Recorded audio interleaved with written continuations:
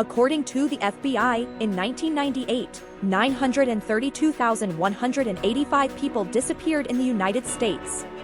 The most powerful and best organized police in the world could not solve 1,322 cases for that year. So these people continue to be missing, and each year they sink further into oblivion.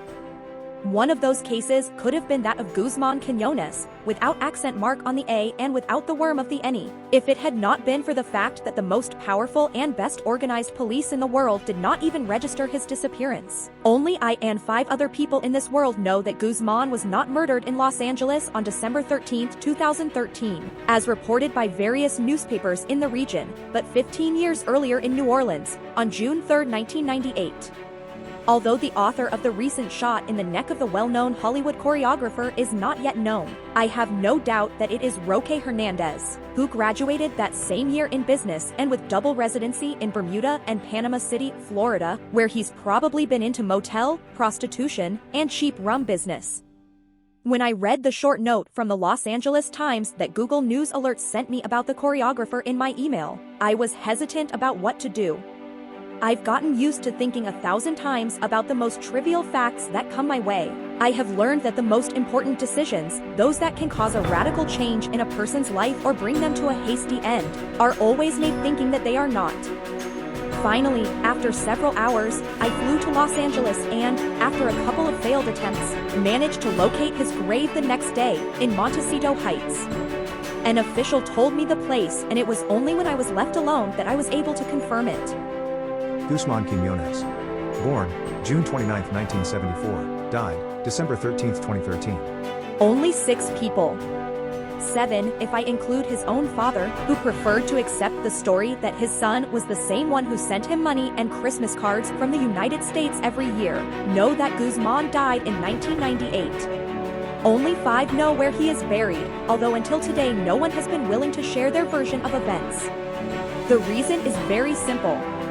His traveling companions in a very few days were swept away by the vertigo of events, first, and then by the cowardice of a group of young people who had just emerged from the wonderful bubble of the university, and were not prepared to give up a future of successful men and women, fathers and mothers who attend church every Sunday like someone who takes dirty clothes to the laundry once a week. We were swept away, I should have said. God knows if this tendency to remember in the third person is not the consequence of years of struggle with the ghost of Guzman. As soon as I finished reading the tombstone and was able to get out of the steam of several memories, I realized a mistake. In the thick fog that morning I could see a distant profile, like a small dark flame among the trees. At that distance and in those conditions, it was impossible to distinguish anyone, much more so when your eyes are filled with tears. But right away I realized that the dark flame was watching me. It was even more evident when I began to walk quickly between the graves and the shadow. I could see now that he was wearing a dark overcoat, was walking in my same direction. I tripped 2 or 3 times until I found a little path and then managed to get away from who, I was sure, was Roque. Okay, someone might ask, Roque had managed to locate me, but why would he follow me in that way in a cemetery, where surely there were other people to ask for help? That question could only be asked by someone who has not met Roque. For those of us who knew him, it was obvious. He never threatened me with death, because a true warrior always leaves women alive, he said, words more, words less. Roque wanted to intimidate me, he wanted to let me know that he was behind my steps, that I myself, as I had assured myself in Alabama, would end up letting me find myself to shorten the agony, which was soon to overtake me as cave hunters did, as still the Bushmen do in the Kalahari Desert, driving away their prey, forcing it to flee indefinitely until it falls exhausted. Today, January 11th, after almost a month in the deepest sadness, refusing to leave my apartment for long days, I have seen him for the 2nd time. This time I could see his face in the crowd that flows down Broadway at that time, looking into my eyes for a fraction of a second, with that mocking and defiant smile as always. It was at the height of the Times Square subway station. I can tell the exact station since it makes no sense to keep hiding. I left Los Angeles first and San Francisco later to put distance between me and that ghost a few years ago. Since then, I have lived renting so that my whereabouts are never known. In the jobs I had, I always used my middle and second last name, something that I had never done before, but for Anglos it is natural. At least I no longer had to clarify that we Hispanics have two surnames and that the first is not the second name. But his perseverance reveals the size of his illness. I'm sure he doesn't just follow me. The other 5 members of the trip have disappeared from any data source available on the internet, not by chance. Now that I know that Guzman has died a second time and in the same way, I better understand the seriousness of the danger. Someone will wonder why no one ever dared to denounce Roque. The answer is somewhat complex and needs me to stop to explain some things first, and, since I now have time, all the time that someone who has freed herself from her own future can have, then I will get to work. Not only will I explain in detail everything or the little that I know, but I will also show the world and, above all, myself, that if up until now I have been what Sonia called a dead mosquito, it has been because of my bad woman education, because of the founding fears of childhood, perhaps, not because of a constitutional weakness in my DNA. Lack of courage and I were the same person all my life, and now I will be remembered, if anyone ever remembers me, for a single act of courage. I will tell the truth about that 1998 trip and sleep with Daniel S. Obviously, this is a false name, although the initials are the same. I put it like this just so that 2 or 3 people I know can understand this boy better, and, if it helps them, they can understand me too. Although I doubt that anyone cares too much about understanding someone else. In general, the people I know and all those I suspect I know on social networks are first of all interested in being understood, and not a few are only interested in being admired and flattered.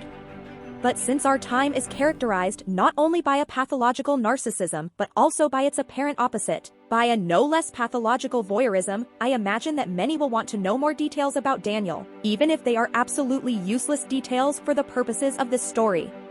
For all those, I will only say that Daniel was one of my best students in college and that just a year ago I learned that he was very ill, the product of sharing a syringe with one of those criminals who will never go to jail, for destroying the lives of innocent people full of future, something that is a very common rule in our decent societies where law and injustice reign. More details are irrelevant. Nor the mysteries, he will not be the last man with whom I share my intimacy. I am not saying this because it is in my plans to confuse life with excesses. It is something more useful and easier to understand. I will help him to die having met a woman whom, for the wrong reasons, he admired with passion and obsession, and he will help me to die knowing that justice was served, which, after all, is the least that any human being deserves. My only regret is that to do justice I have to resort to a new lie, such as telling poor Daniel that because of a similar error I find myself in the same situation, that my days are also numbered. Sure, counted like anyone's days, it will be said, but this existential truth does not cancel out a concrete lie. Only a hypocrite can deny the irrefutable fact that there is a vast genre of lies ranging from the most cowardly and criminal to the most heroic.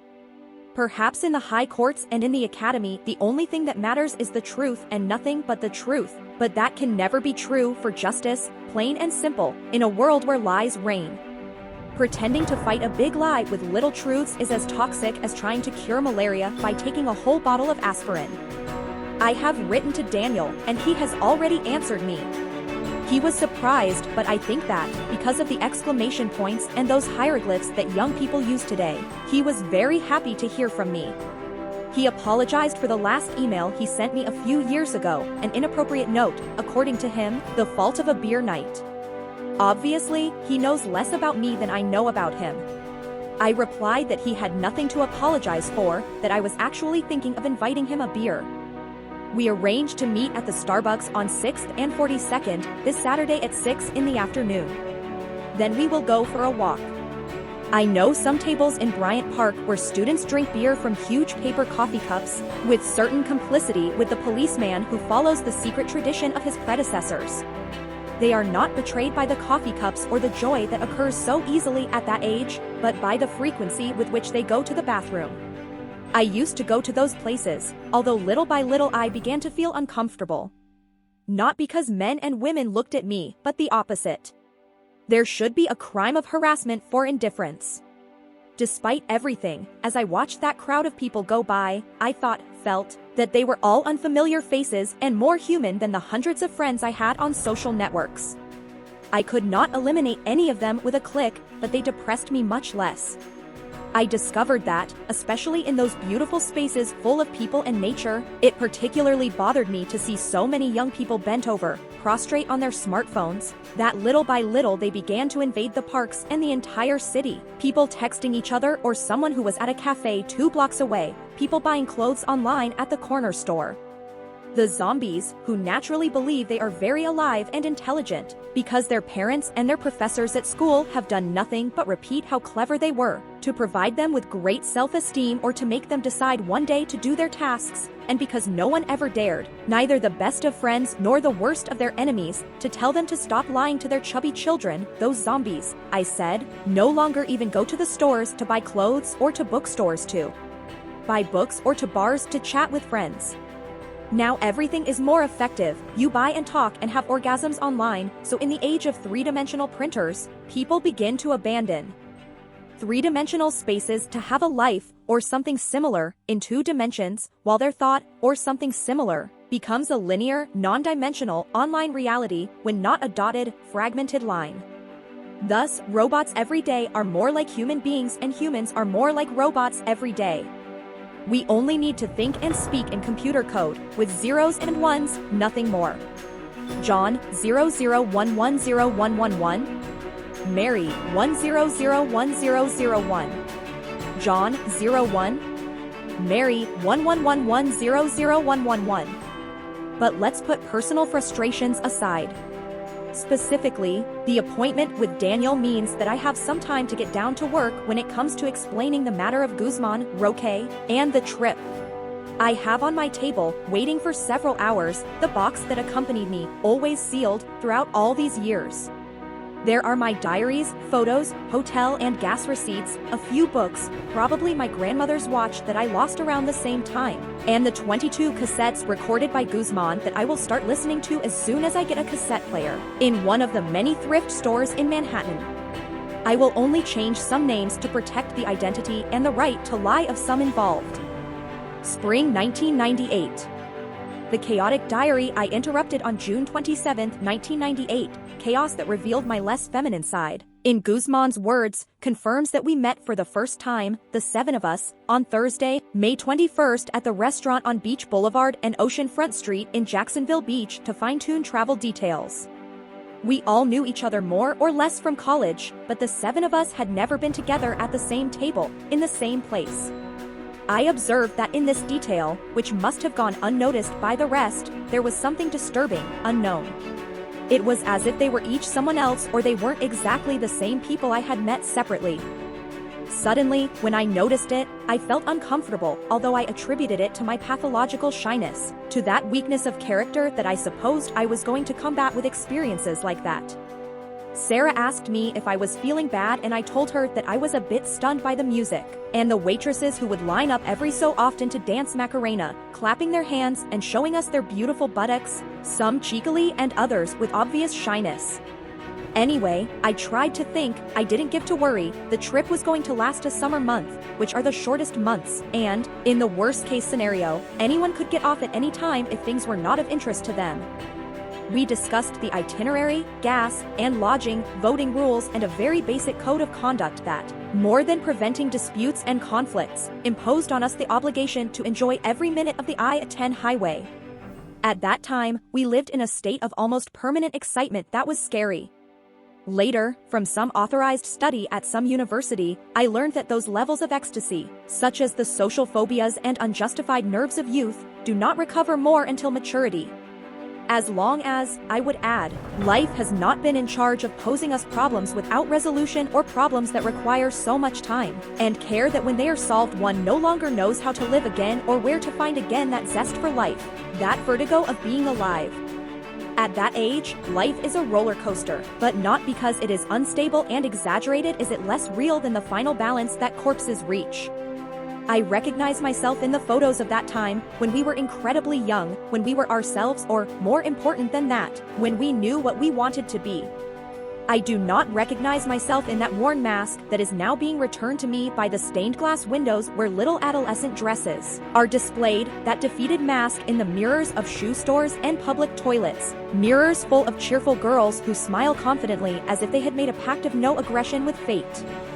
That afternoon, with the music, the beer and the false anger flowed, we planned the trip. The itinerary had to include several exceptions, detours, opportunities to see as many places as possible within a reasonable distance of Interstate 10. Several of these exceptions were crossed out to satisfy Sonia's mother, who suffered from the idea that her daughter could be close to the dreaded border with the wild South. In those first hours, the profiles of each one of us began to be drawn, those characteristics that really matter in a person and that never appear even suggested in social gatherings or in brilliant resumes. Rather, they were blurry sketches. What seemed clear was that Carlos or Steven, one of the two, was going to end up leading the group, especially when it came to appropriating good ideas and quietly taking distance from the catastrophic decisions that followed.